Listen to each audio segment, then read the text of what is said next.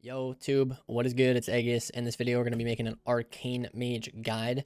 So let's hop right into it. Arcane Mage, I do feel like is a pretty strong spec. However, I think Arcane Mage is also very unforgiving as a spec. One example I can give of that is, let's take a Frost Mage, for example, right? If we cast Ring of Fire and we get kicked, what do we have? We have the Frost School and we have the Arcane School, right? So that's quite a lot of abilities, and it's also important abilities. If we get kicked on Frost, what do we have? We have our Fire School and we have our Arcane School. Again, the Fire School is very good, like Blast Wave DB, Ring of Fire as well. The Arcane School, Shimmer, Alter, Wall, Counter Spell, like all these very important abilities. The thing with Arcane, when you get interrupted on your damage school, you actually lose your most important abilities. You lose Wall, Barrier, you lose Alter, Shimmer, Counter Spell. Some of these abilities are like very, very important to be able to press while interrupted. So Arcane Mage, having its damage school on Arcane is probably the hardest part about it if you're not avoiding interrupts correctly. Before we kind of get into everything, I want to take a look at the talent tree real quick and just sort of discuss a little bit about the hero talents and maybe some of these things here on the right. Spellslinger is the tree we will be going with. Sunfury was initially good when we were playing it on beta. It received many nerfs. Sunfury is also the spec they're playing in PvE. People would like to refer to Sunfury as having more single target damage. However, this is in a context, PvE, where you can continuously cast. In arenas, you can't exactly cash in on that extra single target damage. You're not able to sit there and just cast Arcane Blast into Barrage, into Missiles, into Arcane Blast, into Barrage. You have to be moving around the map. A lot of times you'll do missiles into Barrage. The only time you can maybe kind of blast is like with Palm, or if you have really good positioning and no one's attacking you. Other than that, a lot of your damage as the Spellslinger Arcane Mage is going to come through Ring of Fire and missiles. So we'll do a quick rotation here so you guys can kind of see the damage breakdown. I'll do what I consider to be a pretty decent rotation here, and then we can get into it. So let's just go ahead and do our damage. We didn't get any clear casting procs there. We send those in. We have 2 Arcane Blasts. We'll send those. And that was like a pretty mid rotation. Like I didn't get like any procs. Damage still pretty high. So you'll see like Barrage is a large part of your damage. Touch of the Magi will be significantly lower on real players. So this kind of ignore that. It's more of like a target dummy kind of thing. Ring of Fire will be a very, very huge part of your damage. And you can see the rest of the damage is just kind of passive, you know, orb procs, the splinters, the surge. Blast should be probably a little bit higher in terms of like the long-term game. Like if we continue doing damage and this is you know, you're able to sit here and free cast a little bit, you can actually put out a lot of Arcane Blast damage. Arcane Blast is a very strong spell when you have Nether Precision, and you know, if you're able to sit here and free cast, Arcane Blast will look a lot higher. Now that's not always going to be the case. Most of the time you will just have to rely on your instant cast and your missiles, which allow you to cast those while moving, so you'll be able to kind of weave those in and out of a pillar, right? Like if you have a missiles proc here and then you're fighting a warlock, you can channel it and move around a corner to avoid interrupts and then peek back out and throw the barrage. This is more of a rotation where you're able to free cast, and you'll see the damage breakdown mainly comes from your 3 rotational spells: missiles, barrage, blast. Again, ignore the Magi, should be a little bit lower in PvP. And then Orb, and then a bunch of the Splinter stuff, which essentially is just a little bit of extra added damage on your already hard-hitting spells. Let's talk about the build a little bit. So Slinger doesn't really have too many notable things in it. It's just a lot of passive damage that you could see. There is a couple nice little things like this one here. Direct damage from Splinters has a small chance to launch an Arcane Orb at 50% effectiveness and increases all damage dealt by Arcane Orb by 10%. Now, the reason that's nice, Orb is going to affect your combo points. So in Arcane Mage, we have combo points here. All right, let's just explain combo points here for a second. If I press an Arcane Blast, you'll notice how slow it is, yeah? And it doesn't even do enough damage to show up on my my damage numbers. And you can see the more arcane charges I get, the faster my cast is and the more damage it does. Now we're at 250k. Then once you're at full combo points, that is when you are enabled to burst. You can Arcane Blast at full speed, and those are going to hit pretty hard. Then you'll generate a clear casting, which is essentially a missile proc that you'll get. So that little thing that appears on the screen, whenever you use in a damaging ability, you have a chance to get this. So it's just a raw chance. Boom, you get clear casting. Your next missiles cost no mana. But that's not really the part we're looking for. We're looking for the slipstream. It can be channeled while moving. And then we also have, there's a talent in here that actually increases the damage. Yeah, so Arcane Missiles fires 3 additional. And then let's just look up clear casting here. So improved clear casting can stack up to 2 more times, so you get actually 3 total procs of that. And then to spend your arcane charges, you use Arcane Barrage. So if you read our mastery here, Arcane Charges increases the damage of Arcane Blast by an additional 9 and Arcane Barrage by an additional 6%. For every Arcane Charge that you have, it increases it by a certain amount of damage. So that's why when you have 4 Arcane Charges, you're doing the most damage. Your Blast hits harder and your Barrage hits harder. These combo points do not affect missiles. So if I send in a missiles here, that's not going to be any different from a missiles that I would get at no combo points. Like if I generated one here and sent it in, it would still hit for about 110,000. These combo points really only affect your Blast and your Barrage. The way you generate these primarily is through Orb and Magi, and the way you spend them primarily is through Barrage. When you Orb, it's basically like a bowling ball. You know, if you read it here, launch an orb forward from your position, traveling up to 40 yards, dealing 180,000 arcane damage to enemies that it passes through, grants 1 arcane charge when cast and every time it deals damage. So every time the orb does damage, it generates you a charge. So the more targets you hit with it, the more charges you get. So it generates 1 by default. Yeah, it generates 1 when cast, and you can see it here. That's our 1. But now if we go to 0 combo points and we hit 3 targets, we get full combo points. So that's the nice part about this Spellfrost teachings, is that sometimes you just randomly get orb procs. Like, I'll see if I can maybe spark one. We'll see. It's every time direct damage from arcane splinters happens. And the way you generate splinters is whenever you consume another precision. So that'll be this buff here. We'll see if we can get a proc here.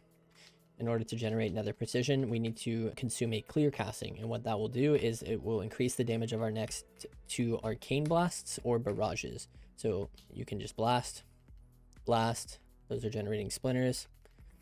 Again, you don't really have to think about the splinters too much. It's more or less like right there, you can see I got a barrage from it, and that instantly capped my combo points. You'll see another barrage got procced there from my barrage. Or sorry, another orb procced right there. And then again, that was another Spellfrost teaching orb. The other way you get barrages is whenever you have full combo points and you barrage, it has a 40% chance, or sorry, 10% chance per arcane charge consumed to launch an orb. But sometimes when you have full combo points like this and you orb, or sorry, you barrage, you'll proc one, and it'll basically just instantly refill your points. That's why it's kind of important when you're doing damage to aim. Like, you don't want to aim your camera over here and press barrage, right? So let's get the 4 combo points again. Hope we get one here. You don't want to aim your camera over here and press it, because if you proc an orb, it's not going to hit anyone and you won't instantly refund all your charges. When you're doing damage as well, make sure that you are actually facing the target when you throw your barrage, because if you do proc it like this, well, hopefully we get one, you want it to hit the targets that you're looking at so you can refresh it. You can instantly refresh your charges. Another way you can get arcane charges is through high voltage. Damage from arcane missiles has a 10% chance to grant you 1 arcane charge. The chance is increased by 10% for each missile that fails to grant you a charge. So every clear casting too is going to have a really high chance to give you one. So just to kind of show you that now, we'll get a clear casting. We just have to RNG proc one. We'll empty out our charges, and then you'll see when we missiles, it gave me 2. So that was like a pretty okay RNG one. We can try it again. So spend our procs, spend them all. And then when we missiles, you can see that was kind of a bad one. We only got 1. So that's sort of how you're generating your charges. Those are all the ways that you can do it. Now, there's a couple talents to talk about for how to do damage on an Arcane Mage, which is something I want to start to get into at this point. Basically, that's going to come down to Arcane Surge, Touch of the Magi, and Magi's Bark, along with Ether Attunement. So let's talk about those in order here. So Arcane Surge is your major offensive cooldown. You can compare that to Combustion on a Fire Mage or Icy Veins on a Frost Mage. I'll just read it here for you guys. Expend all of your current mana to annihilate your enemy target and nearby enemies for up to 529,000 arcane damage. Based on the mana spent, deals reduced damage beyond 5 targets and has a 100% chance to grant you a clear casting. For the next 15 seconds, your mana regeneration is increased by 425% and spell damage is increased by 25% in PvP. The major part about the surge is not actually the initial hit. It's that part near the end, the spell damage increased by 25%. That's a very, very large spell damage increase. This is how we're going to do a lot of damage. This is how we're going to get our rotation to do a lot of damage. And one thing I want to make clear before I go into the rotation is that Arcane's rotation never changes, even with cooldowns. Simply what you do when you are trying to do damage and you have full arcane charges, we can start from complete scratch as well. Right here, you have no arcane charges, you have no ways to deal damage. You don't want to sit here and cast a 1-charge arcane blast because that's super slow and it's a very inefficient way of ramping up your charges. What you want to do is you want to be able to get to 4 charges so that you can spam arcane blast to generate clear castings while doing damage, and then you want to spend your clear castings so that you can activate nether precision. You'll arcane blast 2 times and then you'll press barrage. That rotation never changes. You start with an orb, you do blast until you get clear cast. Now that you have one, you spend it.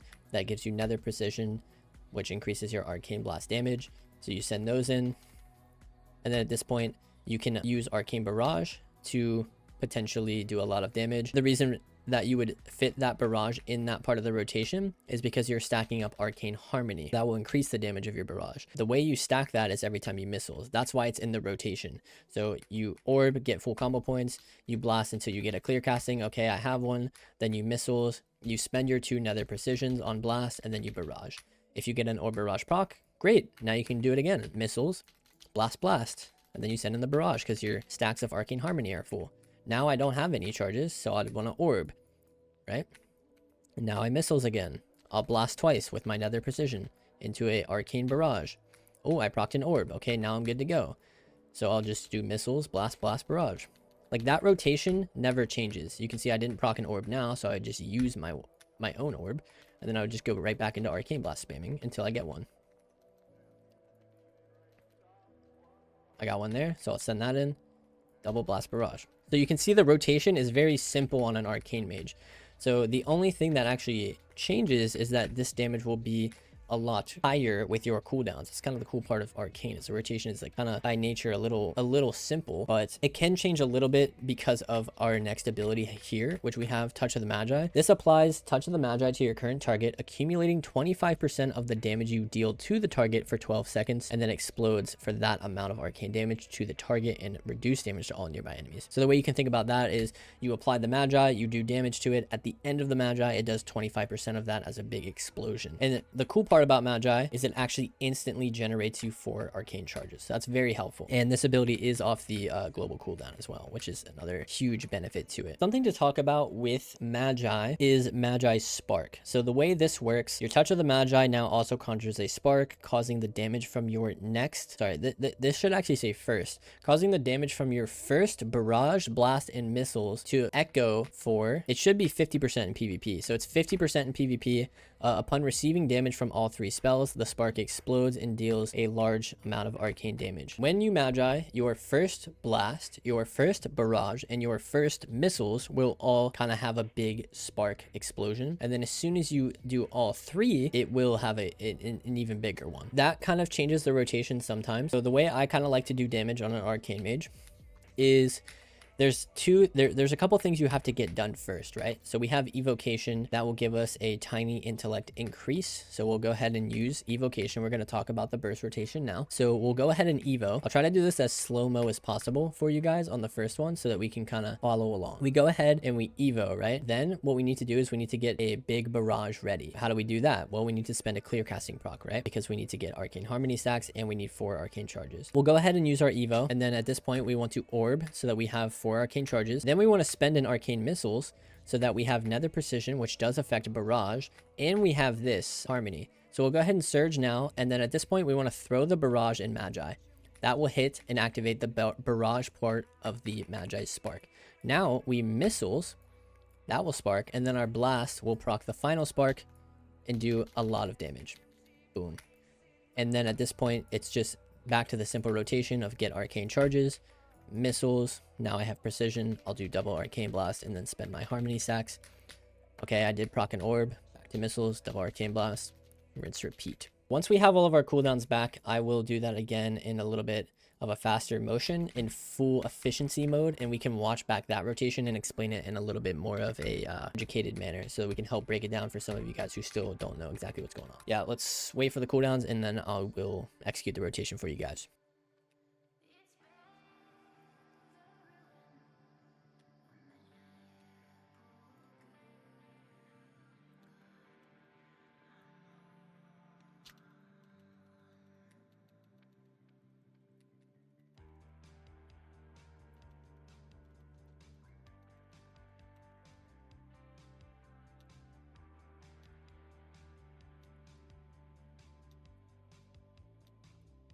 All right, that's good. So this is the damage breakdown. We have the missiles, we have the barrage super high, and then you can see the rest of the damage here. That is a lot of damage. It's about 63 million total damage in that one Magi window. Let's go ahead and watch it back now so we can sort of break it down for you guys.